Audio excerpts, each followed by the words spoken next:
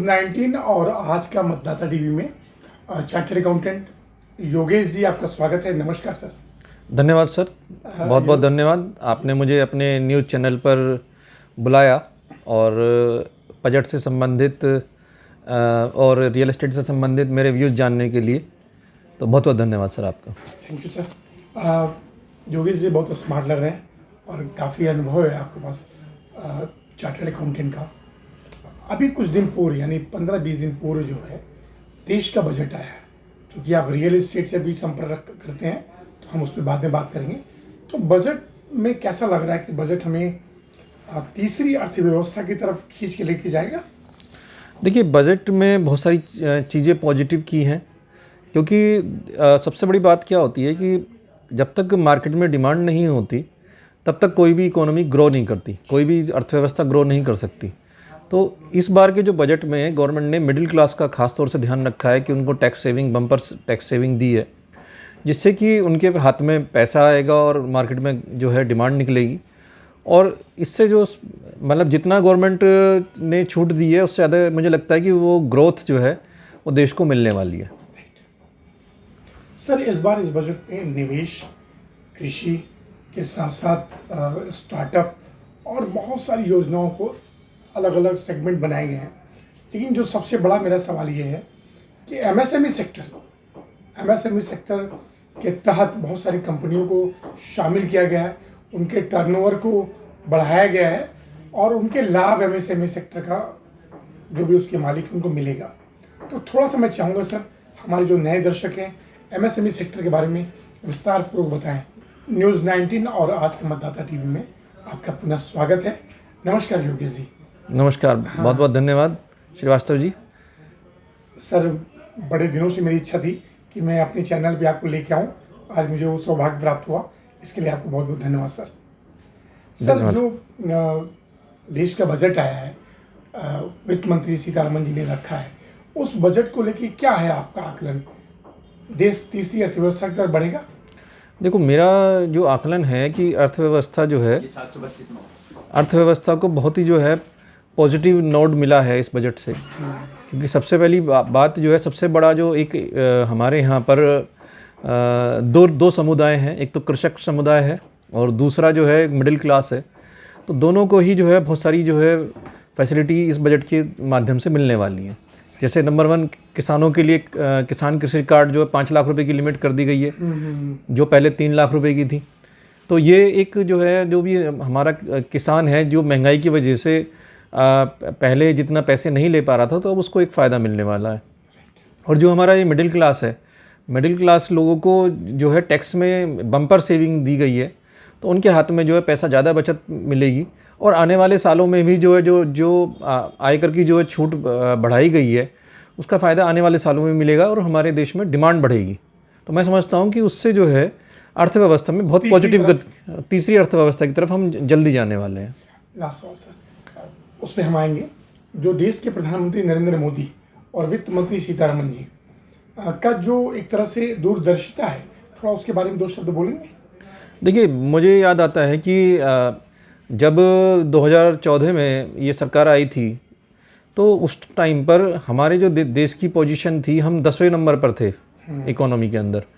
और सरकार ने जो है अच्छा काम किया है कि आज लगभग हम 4th इकोनॉमी बनने वाले, वर्ल्ड की 4th लार्जेस्ट इकोनॉमी बनने वाले हैं। 5th तो हम हैं ही। और जो गवर्नमेंट का मोटो है कि 2027 तक, 2028 तक जो है ऐसे वर्ल्ड की 3rd जो है लार्जेस्ट इकोनॉमी बनाने का, तो मुझे लगता है कि उसमें ये एक पॉजिटिव मोड में हमारी गवर्नमेंट काम कर रही है। और सर, 2047 में मोदी जी ने बोला है विकसित राष्ट्र बनने के बारे में। देखिए, क्या है कि विकसित राष्ट्र बनना जो है, जब तक कोई आप सपने नहीं देखते तब तक आप उसे अचीव नहीं कर सकते। तो मैं ये समझता हूँ कि जिस तरह से गवर्नमेंट लगी हुई है, तो 2047 नहीं तो 2057 जो है हमारे लिए दूर नहीं है विकसित राष्ट्र बनने के लिए। अच्छा सर, बहुत सारी हमारे जो पाठक हैं या बहुत सारी लोगों ने मुझे बोला कि आप जो है जो प्रॉपर्टी है यानी रियल एस्टेट है, उसके बारे में आपके जो अनुभव है काफ़ी ज़्यादा है। तो मैं चाहूँगा उसके बारे में विस्तार पूर्वक। आज एक आदमी सर बहुत सारा पूरी ज़िंदगी भर पैसा कमाता है और उसको एक मकान खरीदने में लगाता है, लेकिन कभी कभी उसके साथ बुरा भी हो जाता है। तो सर रियल एस्टेट के बारे में मैं चाहूँगा 5 ऐसे बिंदु बताएं जिससे कि हर इंसान के लिए कारगर साबित हो। देखिए, जहाँ तक बजट की बात है तो अभी आपको ध्यान हो कि पीछे एक जो G20 के शेरपा थे हमारे भारत से ही अमिताभ कांत जी, उनकी अध्यक्षता में एक कमेटी बनाई गई थी जो कि जो भी प्रॉपर्टीज़ ख़राब हैं हिंदुस्तान के अंदर उनके बारे में कि उन्हें किस तरह से रिवाइव किया जाए, किस तरह से दोबारा बनाया जाए। तो उन्होंने अपनी रिपोर्ट में कहा था कि लगभग 4,08,000 यूनिट्स या 4,08,000 मकान जो है वो ख़राब हैं, और जिसमें से लगभग 2,40,000 जो है मकान जो है वो ऐसे हैं जो केवल NCR के अंदर हैं। तो गवर्नमेंट ने जो है उनको कंप्लीट कराने के लिए लगी हुई है। पीछे जो है गवर्नमेंट ने एक स्कीम निकाली थी स्वामी फंड के द्वारा जो स्ट्रेस्ड असेट्स हैं, यानी जो प्रोजेक्ट ख़राब हो गए थे उनको फंडेड करके पूरा किया जा रहा है। इस बार भी जो है गवर्नमेंट ने जो है स्वामी फंड 2 लॉन्च किया है, जिसमें गवर्नमेंट ने कहा है कि लगभग हम 15,000 करोड़ रुपए का जो है फंड बना रहे हैं, और लगभग 40,000 यूनिट्स जो हैं, 40,000 मकान जो हैं वो उन जो होम बायर्स हैं उनको मिलने वाले हैं, क्योंकि जो है क्योंकि इस फंड से उन प्रोजेक्ट्स को सहायता की जाएगी, और सहायता मिलने के बाद में जो है वो प्रोजेक्ट कंप्लीट किए जाएंगे। दूसरी बात ये है कि इनकम टैक्स के अंदर भी जो है गवर्नमेंट ने छूट दी है। पहले जो है मतलब जो नौकरी पेशे वाले लोग होते थे, कहीं दूर जाकर काम कर रहे होते थे, तो उनको केवल 1 मकान की छूट मिलती थी। तो अब वो 2 मकान की छूट जो है इनकम टैक्स के अंदर, आयकर के अंदर कर दी गई है। तीसरी बात ये 2 मकान वो दिखा सकते हैं हाँ अपने नाम से। तीसरा जो है TDS को लेकर एक छूट जो है वो आयकर के अंदर दी गई है। पहले क्या होता था कि 2,40,000 रुपये तक का अगर साल भर का रेंट होता था तो जो है यानी 20,000 रुपये महीना लगभग मोटा मान लीजिए आप, तो TDS काटना पड़ता था। जो भी किराएदार जो है किराया पे कर रहा होता था तो उसे TDS काटना होता था, व्यापार से संबंधित अगर वो होती थी प्रॉपर्टी तो। लेकिन अब उस फिगर को बढ़ाकर जो है 6 लाख रुपये कर दिया गया है, तो 6 लाख रुपये तक TDS नहीं कटेगा। तो ऐसी स्थिति में जो TDS काटने वाले हैं और जो लोग जिनकी आमदनी 12 लाख रुपए तक रहेगी, तो उनको जो है कर देता नहीं रहेगी और उनका पैसा भी डिपार्टमेंट के पास फंसा नहीं रहेगा।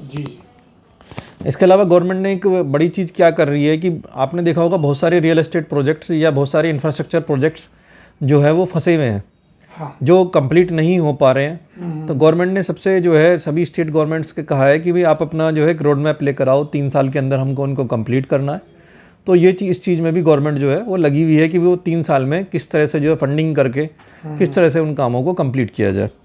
इसके अलावा गवर्नमेंट जो है चाह रही है कि गवर्नमेंट ने, आपको ध्यान होगा जब शुरू में जो है प्रधानमंत्री जी बने थे, नरेंद्र मोदी जी प्रधानमंत्री बने थे, तो उन्होंने 100 स्मार्ट सिटी का वादा किया था।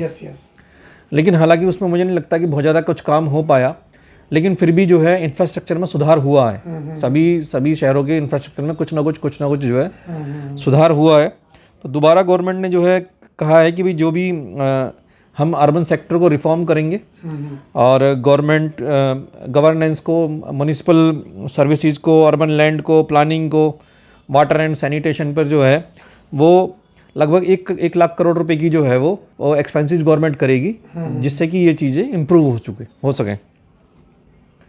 सर ये जो आप तकनीकी बिंदु है, लेकिन मैं जानना चाहूँगा जब रेरा का निर्माण हुआ तो बहुत सारी जो चाहे वो पर्सनल लोन लेने वाले व्यक्ति हो या एक समूह हो, सब लोग रेरा की तरफ बहुत अच्छे मन से देखते थे कि रेरा है तो हमारे पैसे की सुरक्षा है, हमें फ्लैट मिलेगा। तो मैं जानना चाहूँगा सर आज की डेट में रेरा की विश्वसनीयता कितनी बढ़ी है या कम हुई है? देखिए, रेरा की विश्वसनीयता तो मैं समझता हूँ कि रेरा की विश्वसनीयता बढ़ी है जी।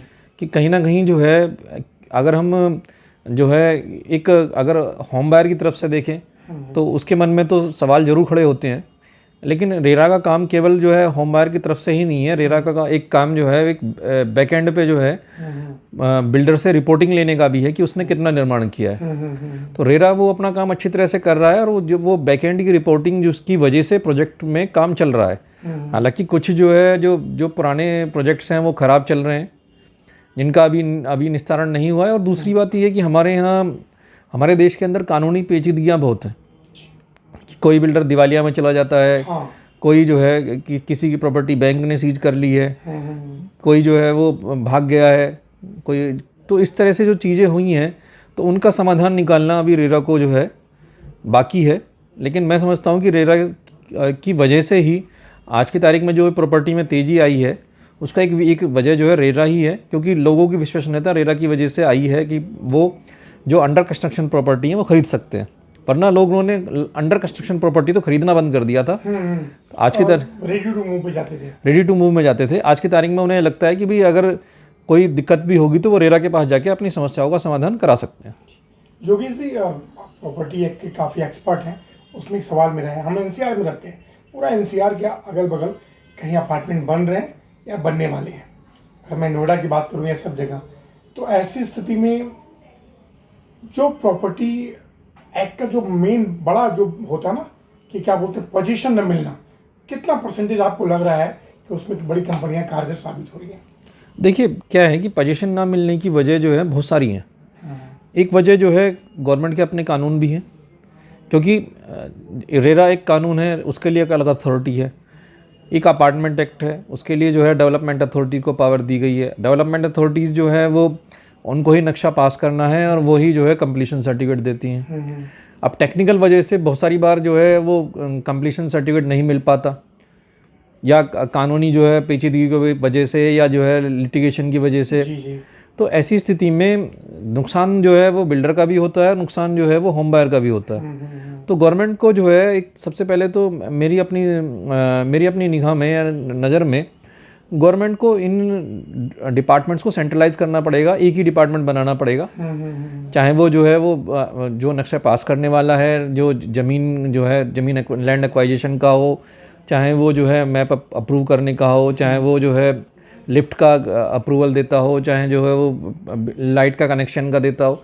तो ये सारी चीज़ें जितनी भी रियल एस्टेट से रिलेटेड उनको सेंट्रलाइज करना पड़ेगा, जिससे कि जो है वो सारे काम जल्दी से हों। ये जो प्रोसीजरल जो है डिले होती है, इससे बचा जा सकता है अगर चीज़ों को सही तरह से किया जाए तो। सर, एक जनता का सवाल एक एक्सपर्ट के रूप में मैं आपसे पूछ रहा हूँ जी, कि जो हमारा वैशाली है, इंदिरापुरम है और बहुत सारे क्षेत्र हैं जो डेवलपमेंट होने के बाद सीधे नगर निगम को ट्रांसफ़र हो जाते हैं, लेकिन सर जानता का सवाल ये है कि जीडीए में जब उनको अपना ट्रांसफ़र करना पड़ता है नाम, उसके बारे में कुछ बता पाएंगे सर? मुझे इस बारे में जानकारी नहीं है, मैं इसमें नहीं डील करता। मैं रेरा सर, मैं चाहूँगा सर जो हमारे नए दर्शक हैं कुछ और आप बताएं इस एक्ट के, जो अभी वित्त मंत्री सीतारमण जी ने प्रॉपर्टी एक्ट में मेन परिवर्तन किया जिससे कि सीधे जनता को लाभ हो। देखिए, प्रॉपर्टी में क्या हो रहा है कि पहले क्या होता था कि गवर्नमेंट की तरफ से रियल एस्टेट को कोई सपोर्ट नहीं मिलता था। अब क्या रिस्क जोन था। अब क्या हो रहा है कि गवर्नमेंट ने जिस तरह से ये कानून बनाए हैं, अब धीरे धीरे क्या हुआ, कुछ कंपनियां लिस्टेड भी हुई हैं, वो सेबी के अंडर में भी आई हैं, तो वहाँ से मॉनिटरिंग चालू हुई है। और जो रेरा के बनने से जो है वो क्वार्टरली जो है उनको अपडेशन देना पड़ता है रेरा को, तो चीज़ें पहले से कुछ ईजी हुई हैं। रेरा कानून बड़ा अच्छा कानून है, बस कुछ प्रोविजंस जो हैं वो अभी पूरी तरह से जो है लागू नहीं किए गए हैं। अगर उनको थोड़ा सा जो है सख्ती से लागू किया जाए तो मैं समझता हूँ कि बहुत सारी समस्याएं जो हैं वो जो होम बायर हैं उसकी ख़त्म हो जाएंगी। सर, एक सवाल देश के प्रधानमंत्री मोदी जी से और वित्त मंत्री जी से कुछ अपील करना चाहेंगे कि भाई इस चीज़ को और अच्छा कर देते तो बेहतर होता, कुछ अपील होगा आपका? जी, मेरा जो है वित्त मंत्री जी से और प्रधानमंत्री जी से जो अनुरोध है कि हमारे यहाँ सबसे जो मुकदमे चल रहे हैं वो ज़मीन को लेकर हैं। यस। और ये दिक्कत जो है केवल व्यक्तिगत दिक्कत नहीं है। अगर कोई बिल्डर भी ज़मीन खरीद रहा है तो उसके लिए भी जो है ये चीज़ सामने आती है कि वो ज़मीन जो है डिस्प्यूटेड निकली आती है या उस पर मुकदमा चल रहा होता है। तो मेरा तो प्रधानमंत्री जी से अनुरोध है कि वो एक कानून लेकर आएँ जो पूरे देश में जो है लागू हो, कि जहाँ पर लैंड टाइटलिंग क्लियर हो सके कि ओनरशिप किसकी है और वो सेंट्रलाइज हो, जिससे कि जो है वो मतलब जो आज की तारीख में बहुत सी बार गड़बड़ हो जाती है ओनरशिप को लेके, वो ना हो। राइट। और देश हमारा तीसरी अर्थव्यवस्था में जो ये प्रॉपर्टी एक्ट है इसका बहुत बड़ा रोल इसके अंदर होगा सर। बिल्कुल जो है, देखिए रियल एस्टेट जो है वो सेकंड नंबर पे आता है जब ये जो है एम्प्लॉयमेंट जनरेशन के मामले में। तो जैसे जैसे रियल एस्टेट बढ़ेगा, और रियल एस्टेट के अंदर एक खास बात और भी है कि मोटा मोटा अगर कंस्ट्रक्शन कोई करता है, अगर कोई मकान बना रहा होता है, तो छोटा मोटा मिला के लगभग 300 आइटम जो है वो कंस्ट्रक्शन में लगती है। लग जाते हैं। अगर रियल एस्टेट जो है सही हो जाता है तो लगभग 300 इंडस्ट्रीज़ को फ़ायदा होता है, जी। और वो इंडस्ट्री भी देश कर देकर जो है, कर जमा करके देश की प्रगति में जो है अपना योगदान देती हैं। मेरा तो प्रधानमंत्री जी से अनुरोध है कि वो एक कानून लेकर आएँ जो पूरे देश में जो है लागू हो, कि जहाँ पर लैंड टाइटलिंग क्लियर हो सके, जी। कि ओनरशिप किसकी है, और वो सेंट्रलाइज हो, जिससे कि जो है वो मतलब जो आज की तारीख में बहुत सी बार गड़बड़ हो जाती है ओनरशिप को लेके, वो ना हो। राइट। और देश हमारा तीसरी अर्थव्यवस्था में जो ये प्रॉपर्टी एक्ट है, इसका बहुत बड़ा रोल इसके अंदर होगा सर। बिल्कुल जो है, देखिए रियल एस्टेट जो है वो सेकंड नंबर पे आता है जब ये जो है एम्प्लॉयमेंट जनरेशन के मामले में। तो जैसे जैसे रियल एस्टेट बढ़ेगा, और रियल एस्टेट के अंदर एक खास बात और भी है कि मोटा मोटा अगर कंस्ट्रक्शन कोई करता है, अगर कोई मकान बना रहा होता है, तो छोटा मोटा मिला के लगभग 300 आइटम जो है वो कंस्ट्रक्शन में लगती है। लग जाते हैं। अगर रियल एस्टेट जो है सही हो जाता है तो लगभग 300 इंडस्ट्रीज़ को फ़ायदा होता है, जी। और वो इंडस्ट्री भी देश कर देकर जो है, कर जमा करके देश की प्रगति में जो है अपना योगदान देती हैं। मतलब रियल एस्टेट जितना बूम करेगा वो देश भी हमारा, सारी इंडस्ट्री उसमें देश भी हमारा आगे बढ़ेगा। देश भी आगे। सर एक मैं सभी से सवाल पूछता हूँ, जिस प्रोफेशन से आप हैं चार्टर्ड अकाउंटेंट, तो ये सपना किसका था कि मुझे बनना है चार्टर्ड अकाउंटेंट? मेरे मदर का था। जी जी जी। और मेरे मन में भी था कि जो है भाई, आप जो आपके सामने परिस्थितियाँ हैं, आप बदल सकते हैं उनको, आप मेहनत करके बदल सकते हैं। तो वो उनके सपने को जो है मैंने अपना सपना बनाया, और इसको हमने पूरा किया।